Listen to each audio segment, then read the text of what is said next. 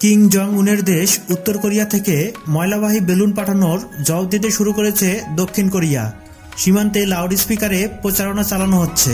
এতে দক্ষিণ কোরিয়ার জনপ্রিয় পপ মিউজিক থেকে শুরু করে উত্তর কোরিয়া সম্পর্কে নানান নেতিবাচক প্রচার চালানো হচ্ছে, যা ফিরিয়ে এনেছে 6 বছর আগের স্মৃতি। 2018 সালের পর এই প্রথমবার দক্ষিণ কোরিয়া এই পদক্ষেপ নিচ্ছে। উচ্চস্বরে বাজতে থাকা এসব স্পিকারের শব্দ দিনের বেলায় সীমান্ত থেকে উত্তর কোরিয়ার 10 কিলোমিটার ভিতর থেকে শোনা যাবে, রাতে তা বেড়ে 25 কিলোমিটারে গিয়ে ঠেকবে। এই পদক্ষেপ উত্তর কোরিয়া শাসকদের জন্য অসহনীয় হতে পারে। গত 2 দিনে উত্তর কোরিয়া থেকে 300-ও বেশি বেলুন সীমান্ত এলাকায় পাঠানো হয়েছে। এর মধ্যে প্রায় 80টি বেলুন দক্ষিণের ভূখণ্ডে পড়েছে, যেগুলোতে বর্জ্য কাগজ ও প্লাস্টিক শিটে ভর্তি ছিল।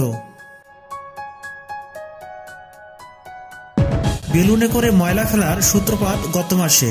তখন দক্ষিণ কোরিয়া থেকে প্রচারণা সম্বলিত লিফলেট পাঠানো হয়েছিল উত্তর কোরিয়ায়।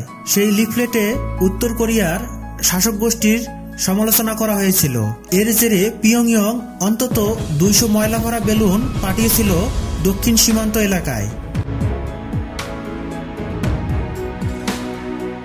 দক্ষিণ কোরিয়ার লাউড স্পিকার সম্প্রচারকে ভালো চোখে দেখে না পিয়ংইয়ং। একে যুদ্ধ সামিল হিসেবেই বিবেচনা করে তারা। অতীতে এই লাউড স্পিকার উড়িয়ে দেওয়ার হুমকি দিয়েছিল উত্তর কোরিয়া। এদিকে ময়লা ভরা বেলুন নিয়ে ত্যক্ত বিরক্ত দক্ষিণ কোরিয়া। বর্জ্যের সংস্পর্শ এড়িয়ে যেতে বলা হয়েছে সাধারণ জনগণকে।